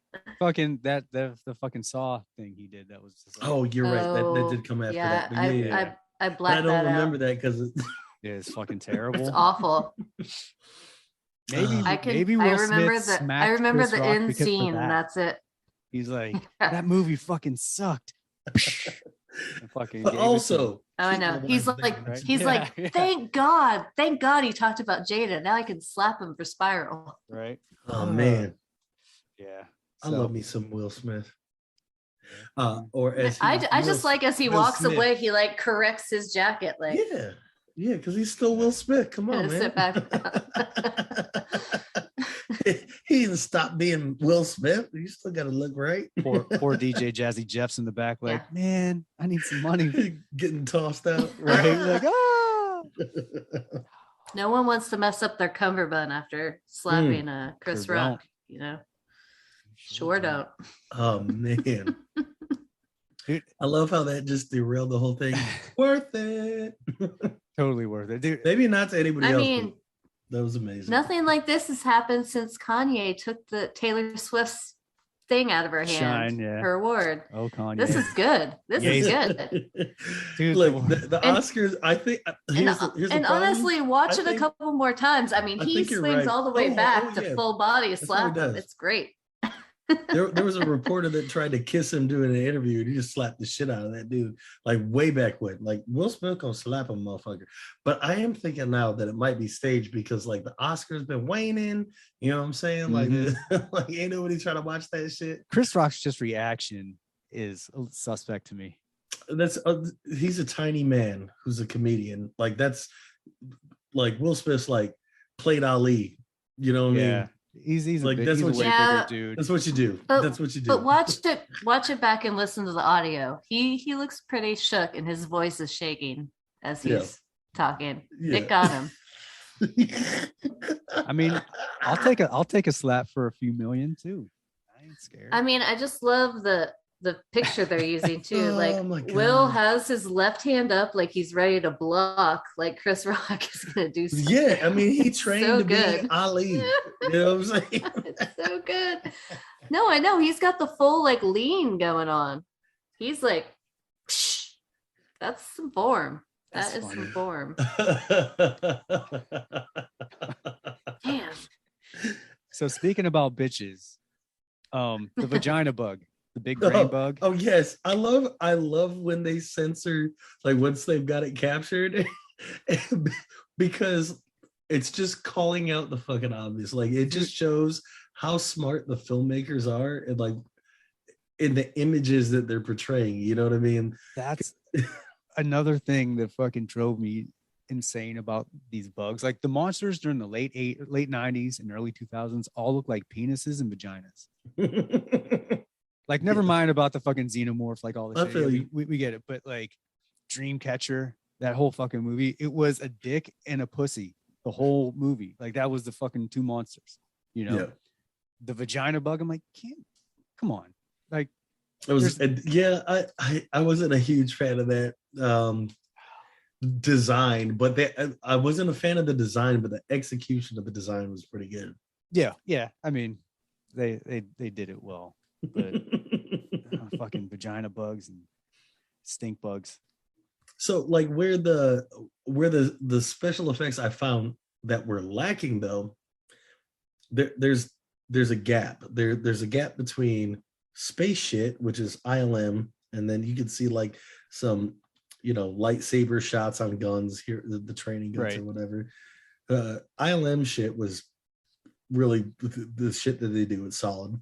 And then the physical work, whenever you had like the physical creatures around that the actors were acting with, were really fantastic. What was not great was the intermediary like CGI of like your stink bugs and blah blah blah. Whenever they were trying to like bridge that gap, Yeah.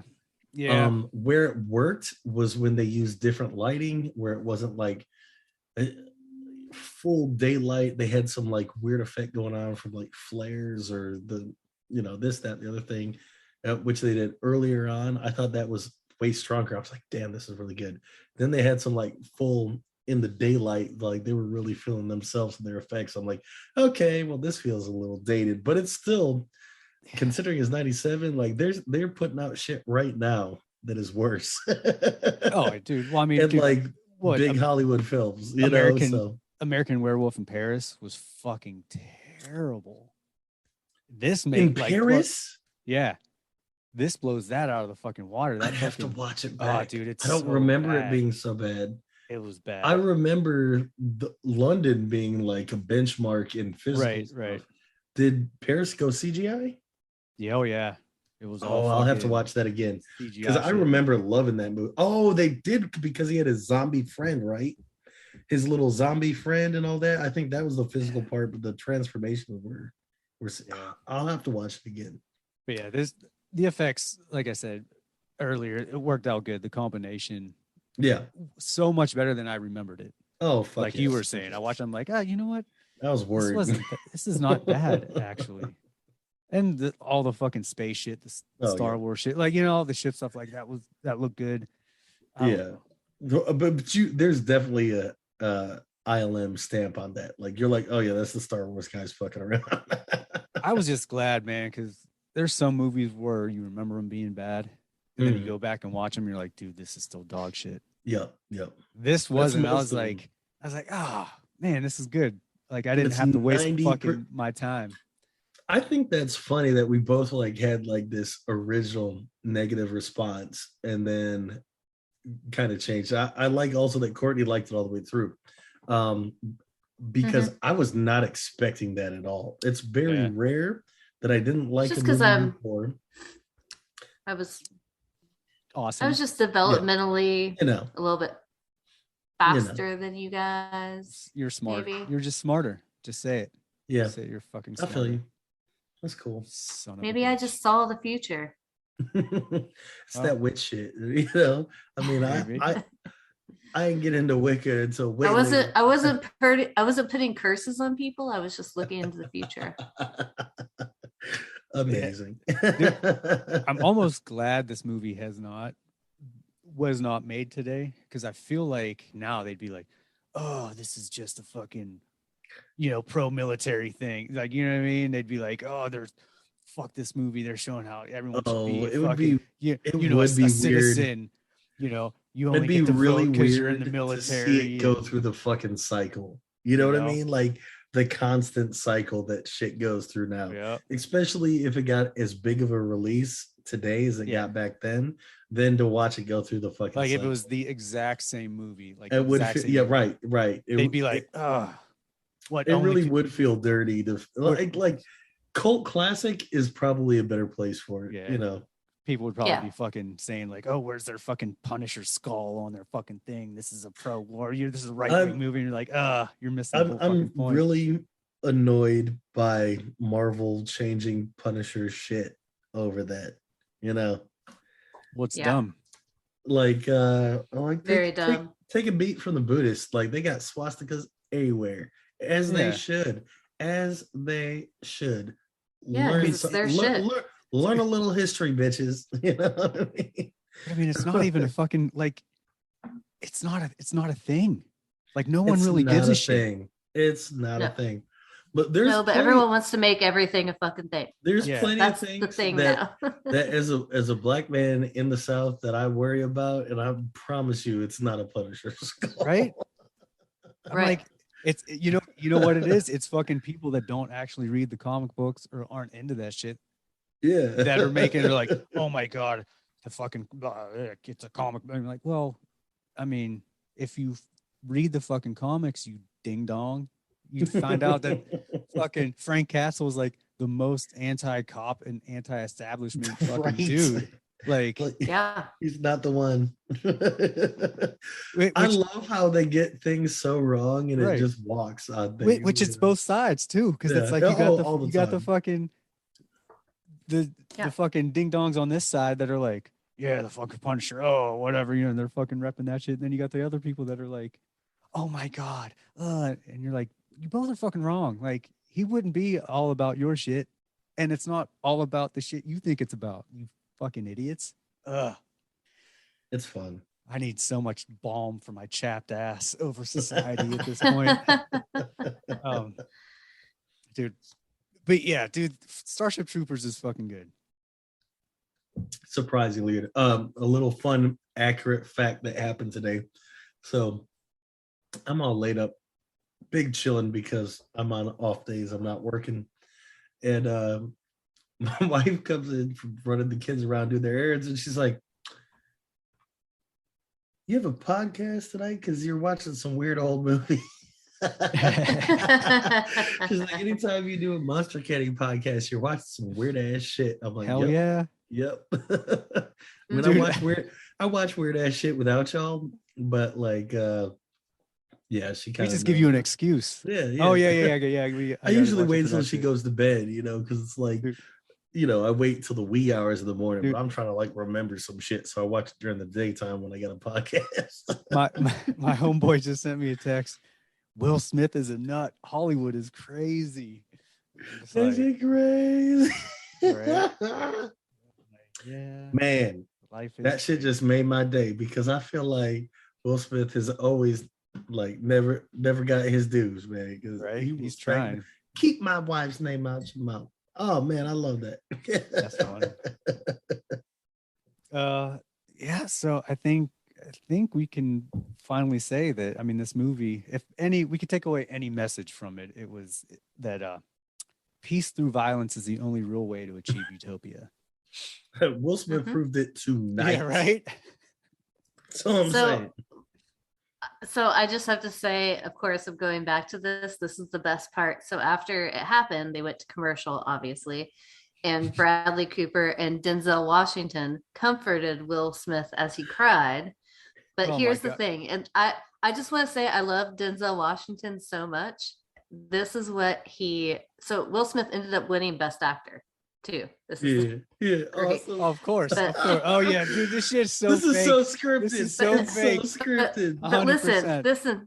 this is the best thing ever. This is what Denzel Washington is recorded by a person who was next to him as saying to Will 'Cause there Smith happened and to be a camera, Jada. so- No, this is like on a cell phone. I You feel can't you. really hear it, but I the feel woman, you. anyways, whatever. He said, "At your highest moment, that's when the devil comes for you, Will." Yeah. It's so I good. mean, Denzel's so a G. good. Denzel Yeah. is a G. There's a He is. reason why Denzel is Denzel. Dude, Denzel's like your know. fucking like that pimp uncle you got. You know, when he's older, he's just like seeing it, he's done it. He's just like, listen, little bruh, give some words of wisdom, shoot the shit out. But dude, this stuff is 100% scripted. Oh my god! At first, I did not think, but the more information I get, man, more power to them because. Yeah, you know what I mean. Like I love it, Yep. but Will But Smith also- really needs to stop crying. He just needs to stop crying. I disagree. As a grown ass man who cries all the fucking time. Listen, this is how much I cry.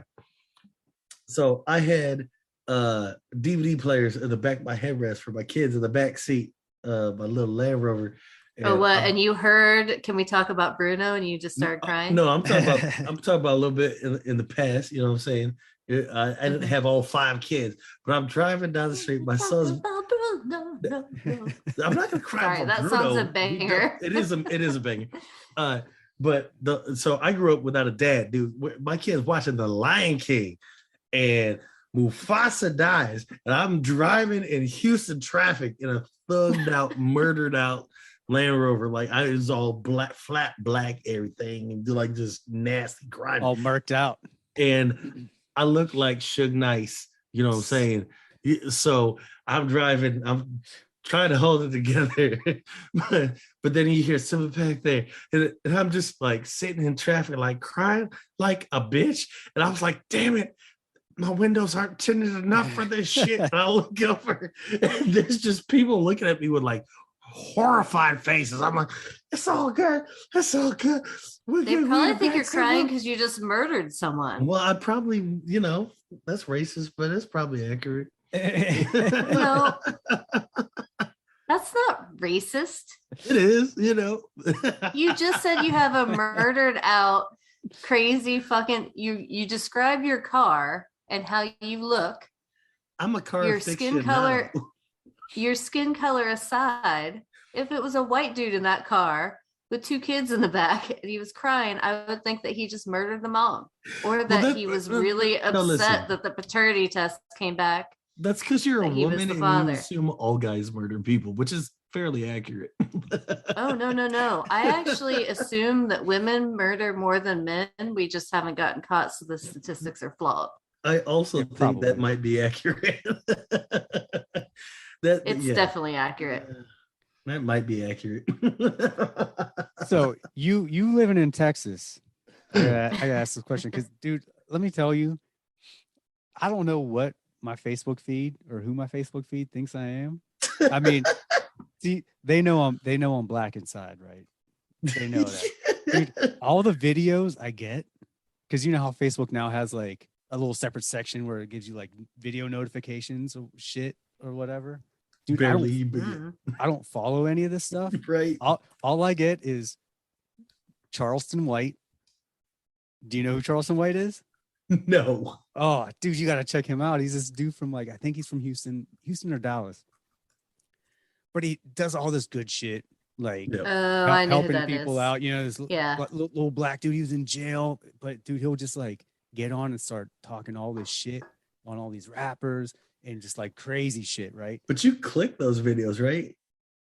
You clicked a video? Well, you did because you know about him. No, you know his name. No, now because when Facebook changed the whole thing, like their little thing, and I'd see all these like, notifications. I'm like, well, what's this? And I click on that and I see it, dude. It was all it's nothing but the Breakfast Club, fucking Vlad TV, and Charleston White shit, and just all this shit. I'm like, dude, I'm like, what the fuck? But all right, since you live in Texas, check Charleston White out, dude. I mean, you do look kind of tan. Hey, I'm that fucking white chocolate. They know what's up, but I gotta say, bro. I mean, you look like had you could be zero black clue. adjacent. I had zero clue, and this is my fault because I should have known. But you're always in black light, and I don't mean this like comically. Like there's always some weird lighting in your spot. If I saw you in person, like when I looked at exactly. when I had a non-podcast feed, I'm like, oh, that's black man. Yeah, I got you. But because we're black man. You said that one time. I was like, are we? I looked at your face. We're like, oh shit, we are. That is a black man. Oh shit, look at that. Because you're always in this black light. I was like, fuck, man. I had no clue. He looks tan. His teeth look really white. Hey, I mean, you guys look the same color on my screen right now. Like I said, I grew up in Pittsburgh. I'm down, motherfucker. But dude, bro, Texas, I'm wearing my Colombian camouflage right now because I thought I was going to Colombia, so I grew out the beard. You know what I'm saying? Like I've got the right kind of tan on. Nobody knows what I am, but except for black folks, you can always spot one. Black people know black people. That's why I was shocked. I'm blaming the black light because, and that's no pun intended, because like it just casts a weird glow on you.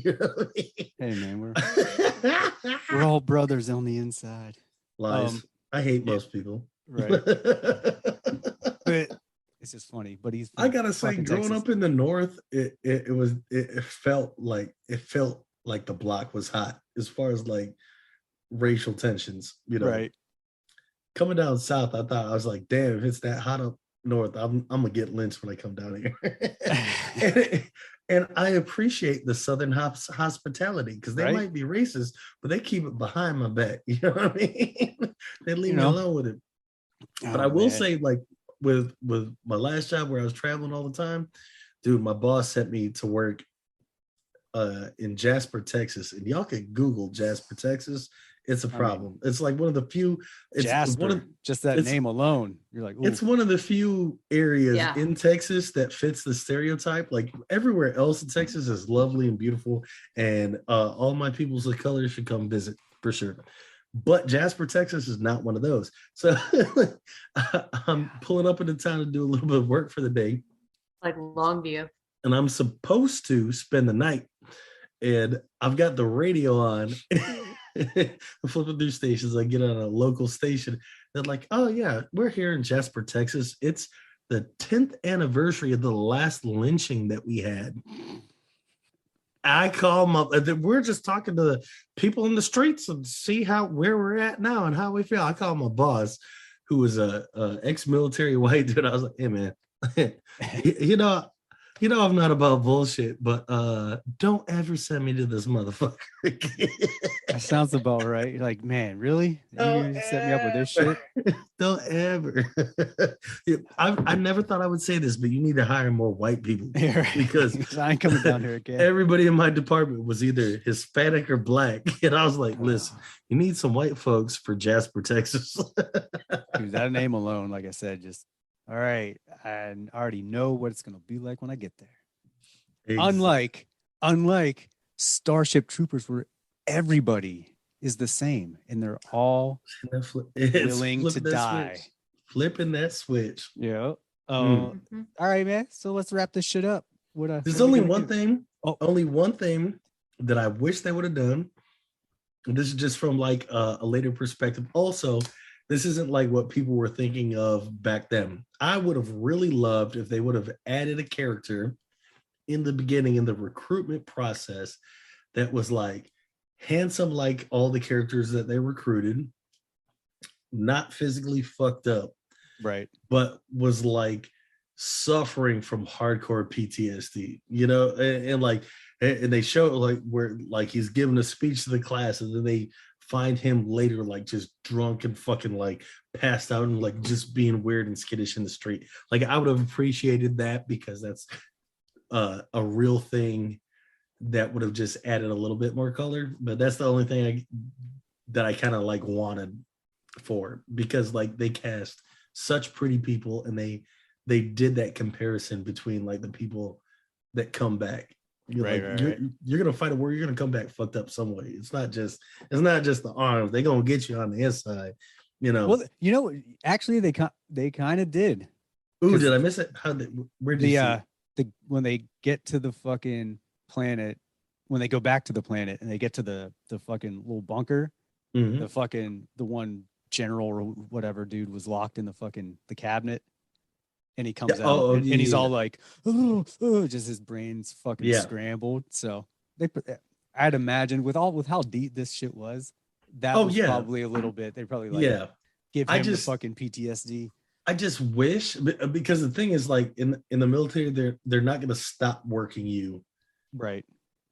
Just because you're like they're going to get every ounce.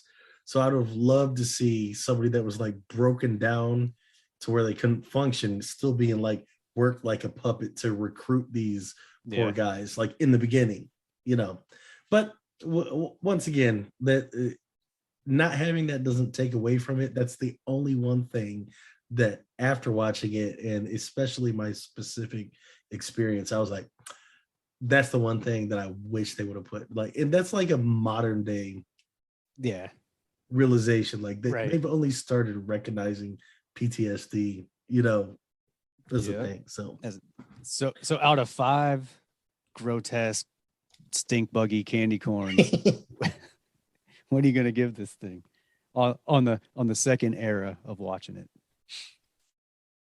I gotta give it a solid 4.5. Okay. All right. Wow. It's up there. Suge Nice staying true to his name. Staying real Yeah. nice. I'm nice For with it, real. you know, but I think it's a contrast to where I was at before. It's not perfect. It's not perfect, but like what they were trying to do, they did it so well. So well. Yeah. And maybe 4.5, somewhere around there. They're right there. It's really fucking good. We could do a 4.25, I think. I think that's Man, where you're landing. That's perfection. Boom. 4.25. Oubliette, what say you? I give it a solid 4. Okay. I think it's fun. It stood the test of time. If anything, it's aged like a fine wine. Right. But It's okay, so super I missed out on fun. that. That's something that I've yet to mention. This motherfucker is fun. You're right. Yeah. Fun. Okay. It's It's just fucking fun. Like fun. if it just comes on TV, I'm gonna watch it because I'll start watching a couple minutes and be like, oh my god, this shit's funny. It's Even just- this weird, like, it puts you in a heady good mood. stuff, the weird, like deep meanings that we talk about, it still manages to stay fun throughout all that shit. Well, yeah, that's because it's directed well and written well. Yeah. Like Roger Corman said, you know, he wants to, you know, he adds a little bit of the social commentary stuff in it, Mhm. but he said, you know, for the movies he would make, the main objective is he wants people to be entertained, and he doesn't want Yeah. that stuff to overshadow the Yeah. entertainment of the movie. He wants it to be enjoyable. I think this movie does that great for me because I'm a fucking weirdo and I still hate the bugs, Yeah. you know? So I'm going to give it a 3, which is still good. It's still good. And I like it. And the layers in it make it I feel even like better. people don't appreciate what average actually is. Oh, yeah. Yeah. I mean, this is 3 is a great average. An average movie is a great score. That means I'll watch it all day, every day. Like Yeah. this is perfectly acceptable. Yeah, I You know like what it. I mean? You know, it's again, Yeah. the type of bugs aren't necessarily my favorite. This, you know, Mm, I like agree science with that. fiction stuff, but I you agree know, with that. to me, this movie was like if you took RoboCop, Top Gun, Aliens, and Police Academy, you get Mhm. that. So, you know, and I love all those movies, but again, the bugs and just some of the shit, I'm like, oh, I wish some of the shit was better because I would have given it a better score. But I Yeah. mean, 3 is fucking solid. Like I said, I agree with that. I think 3 is a good score. since I've I gotten wish it, more people thought 3s were good scores. yeah, well, since I've gotten the movie, like I watched it once, I was like, holy shit, this movie's actually pretty good. And then I watched Yeah. it again, and then getting ready for this, I've watched it like 3 times, and I'm like, Nice. yeah, you know what, this Nice. movie is fucking, it's on right now. So yeah, It definitely has rewatch value. And like you said, like there's some great lines in it. There's consistent great lines in Yeah. it. You know. but I think people like it in like a cult following. Mm. Like, oh yeah, it's a funny, goofy movie. Like I love that. Where it's like, I they're would not- love people our age who saw it back then to watch it again and see how they feel. Right. Yeah. You know, that's a big thing. Yeah, I think, yeah, I definitely think people should check it out if you have not, because we're fucking telling you to, and you should listen to Yeah, everything we yeah. say. And at this point, we've spoiled the whole fucking shit. Yeah. So I mean, you should have been did that. Oh, vagina bug, it's coming right there, dude. That's such a And they pussy. will. True. They'll penetrate her. Dude, Promise. I'm you. looking slimy and all fucking gooey. That's the best though. Yeah. That's my favorite kind of vagina bug. Right, Oubliette? Yeah. Yeah. Right. All right, guys. On that note, we're gonna end it. And thanks for joining us again. This is Monster Candy Podcast. Thanks again for Suge Nice. Money Mills coming back. Nicest on. man. Money, money, Nicest money. man in Hollywood. Hell yeah. All out Well, of bubble stay tuned next time, you Hello, little Mr. fuckwads. Fancy. Or whatever I we're hear gonna you talk about. looking for candy, man. It's gonna be huge. Give me some sugar, Huge. Scary movie. Huge. Want some candy?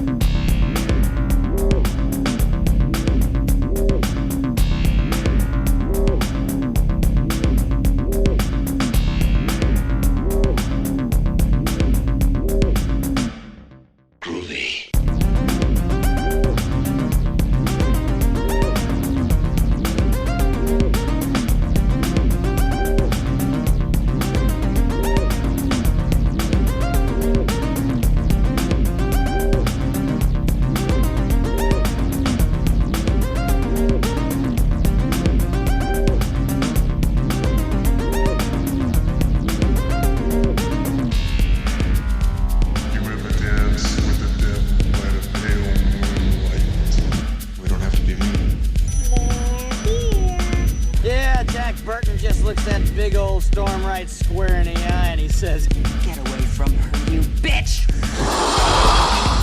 You're gonna need a bigger boat. Your move, creep. Listen to them. Children of the night. What music they make.